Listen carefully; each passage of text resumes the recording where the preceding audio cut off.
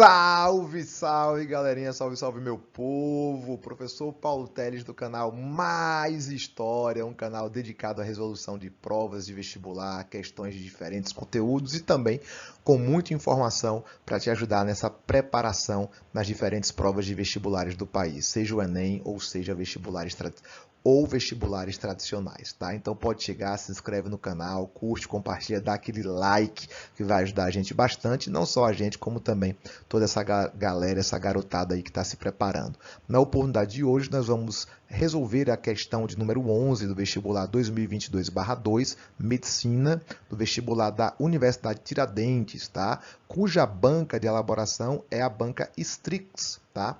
Uma banca que faz vestibulares em vários países, em vários estados do país, né, em várias cidades do país. Então vale a pena você chegar, dar uma atençãozinha aqui e se por acaso você quiser resolver a questão antes do comentário, antes do spoiler alert, você vai encontrá-la nos comentários desse vídeo, tá? Então vamos lá, sem muita enrolação.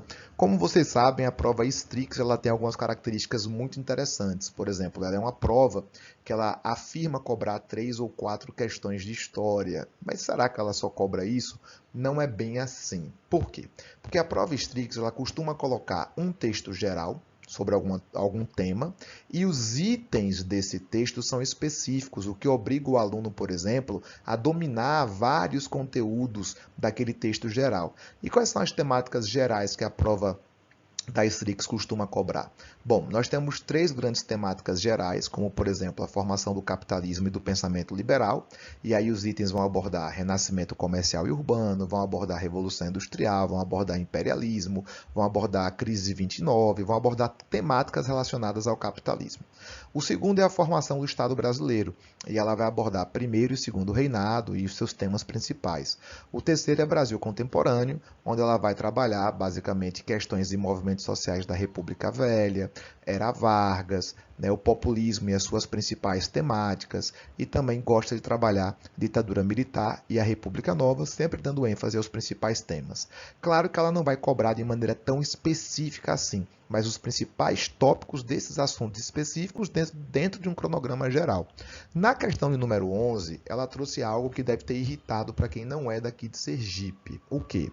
Ela coloca um texto sobre Brasil colonial, e nesse texto ela faz perguntas sobre a própria história de Sergipe, a história do meu estado. Sim, gente, eu sou daqui de Aracaju, capital de Sergipe, e estou aqui para ajudar vocês. Sem mais enrolações, vamos ver o que é que ela traz.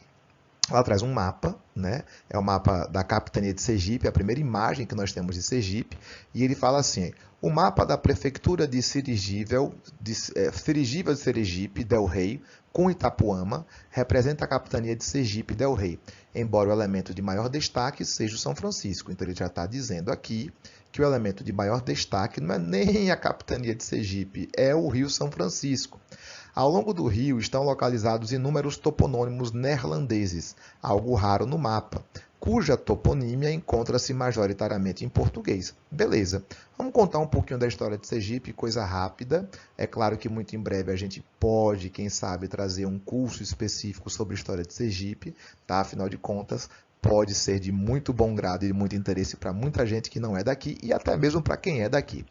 Bom, Sergipe foi conquistado em 1º de janeiro de 1590, tá? Por um rapaz chamado Cristóvão de Barros, que foi auxiliado por criadores de gado, especialmente um rapaz chamado Garcia Dávila, o mesmo que construiu o Castelo Garcia Dávila instalado na Praia do Forte, lá na Bahia. E aí o que acontece? A gente sabe que a colonização do Brasil ela foi bastante complicada, né? E ela só ocorre de fato o povoamento a partir de 1530 e especificamente 1532, quando Martim Afonso de Souza dá início ao primeiro núcleo de povoamento, que nem foi no Nordeste, foi lá em São Vicente. Afinal de contas, os portugueses tinham a expectativa de encontrar metais preciosos.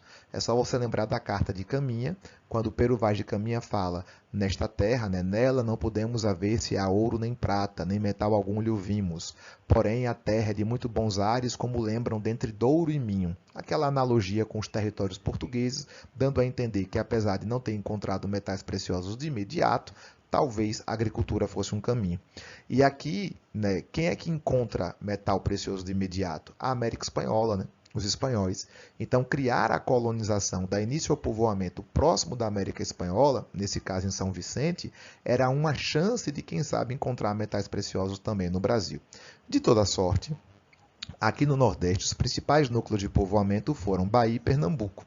Só que, diante das dificuldades, era preciso aproximar essas duas capitanias. E é nesse cenário que entra Sergipe. Sergipe seria um elo de ligação, seria o caminho mais curto entre Bahia e Pernambuco. O problema é que Sergipe era defendido por várias comunidades indígenas que haviam fugido de áreas que foram atacadas tanto na Bahia como em Pernambuco. E, por causa disso, haverá uma guerra terrível, tá? Uma guerra que foi travada entre portugueses entre portugueses e indígenas. Portugueses liderados por Cristóvão de Barros e Garcia Dávila e os indígenas liderados pelo cacica Baupeba, Pacatuba, Serigi, entre outros. Essa guerra foi um massacre e ainda assim demonstra o quão foi difícil colonizar o Brasil e o quão foi difícil conquistar o Brasil. Por exemplo, o Sergipe só foi conquistado em 1º de janeiro de 1590. Além disso, as pessoas que conquistam Sergipe tinham expectativa de criar gado na região para abastecer as áreas produtoras de cana-de-açúcar na Bahia e em Pernambuco.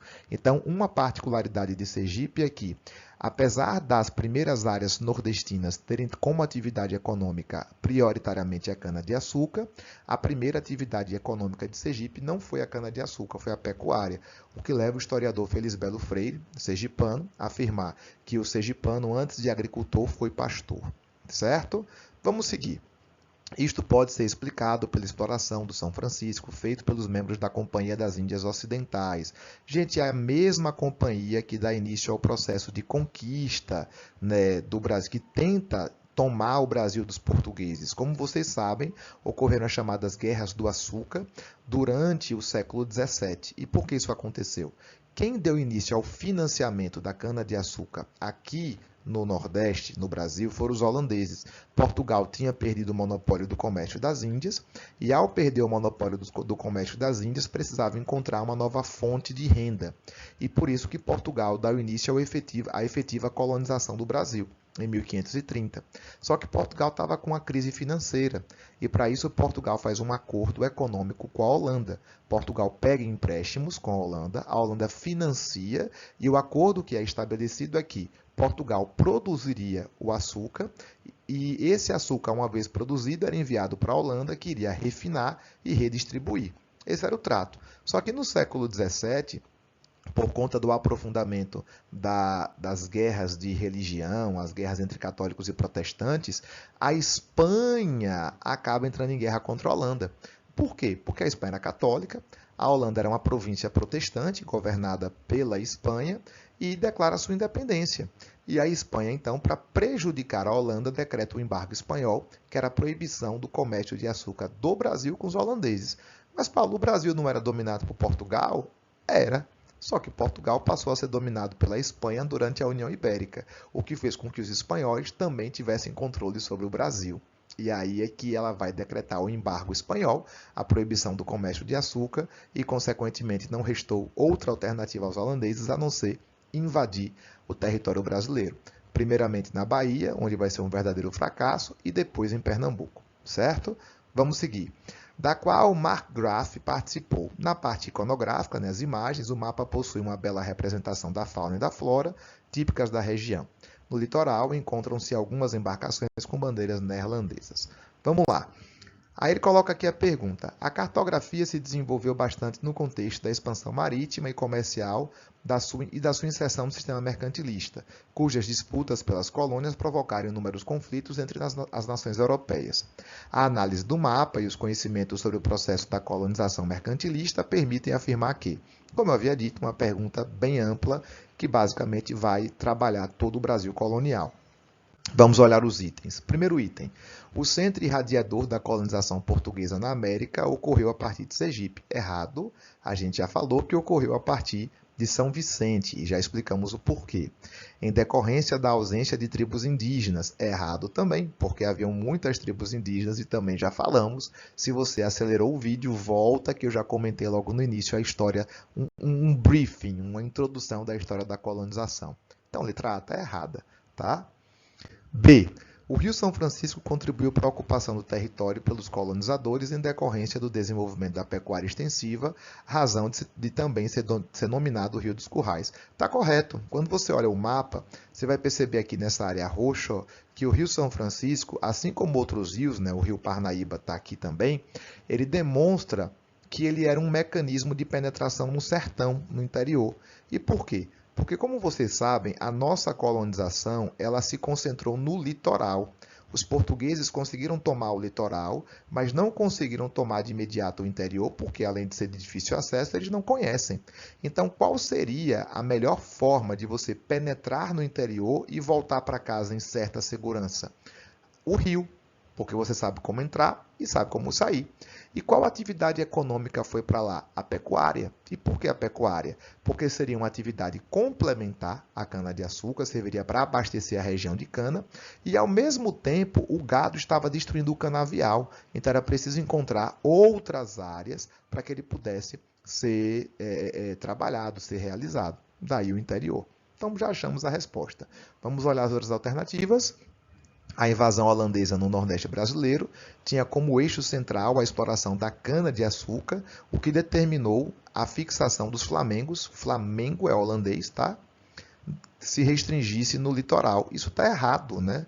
A gente sabe que durante a invasão holandesa em Pernambuco, especialmente durante a administração do Johan Maurits Bertoldsegen de Nassau, que a gente conhece como João Maurício de Nassau, houve a penetração sim para o interior. Aqui em Sergipe tem uma região chamada Curral do Buraco, atenção buraqueiros, que atualmente se chama Porto da Folha, com a magnífica vaquejada, né? Festejos na Ilha do Ouro, saudades inclusive, fui muito feliz lá, viu? Muito feliz, tá? É uma região que foi ocupada por galegos, pessoal lá da Galícia, norte de Portugal e Espanha, e pelos holandeses, o que faz com que o fenótipo dessas pessoas e o genótipo dessas pessoas seja de branquinho, do olho verde, loirinho, que a gente chama aqui no Nordeste de galeguinho. Tá? Então é mentira que os holandeses ficaram só no litoral, eles chegaram sim a penetrar no sertão. Letra D. A necessidade de consolidar a ocupação holandesa no Brasil obrigou a Companhia das Índias Ocidentais a absorver os elementos da cultura católica portuguesa. Tá. Se você vai em Olinda, você vai encontrar algumas igrejas com arquitetura de elementos protestantes holandeses. O problema não está aqui. O problema começa a partir daqui, ó, passando a perseguir elementos culturais judaicos e protestantes. Isso é mentira. Primeiro que eram os protestantes que estavam no poder, tá, com o Nassau, e segundo que Nassau ele deu tolerância religiosa a católicos e a judeus. Acha que não é verdade? Olha aqui, ó, a sinagoga Kahal Zur Israel é a primeira sinagoga das Américas, fundada em 1637, que está instalada no Recife Antigo, saudades inclusive também. Então, letra D, errada. Por fim, letra E, a crise econômica portuguesa, em decorrência da perda de possessões no Oriente, obrigou Portugal a estabelecer uma parceria com a Holanda. Beleza. Que produzia, financiava, transportava, refinava e redistribuía o açúcar brasileiro, dividindo os lucros entre si. Aí, Paulo, tá certo. Como é que esse item não tá errado? Como assim? A Holanda não produzia. Quem produzia eram os portugueses aqui no Brasil. O açúcar saía daqui em barras, né, os pães de açúcar, que era aquele açúcar mais escuro, e lá na Europa ele era refinado, né, ele era triturado e refinado, se transformando no açúcar cristal. Então, meus caros, é isso. A resposta é a letra B de bola, questão muito boa, dá para trabalhar muita coisa do Brasil colonial, tá? Numa realidade que a gente discute muito profundamente nas nossas aulas. Espero que vocês tenham gostado. A gente fica por aqui e a gente se vê no próximo vídeo. Forte abraço!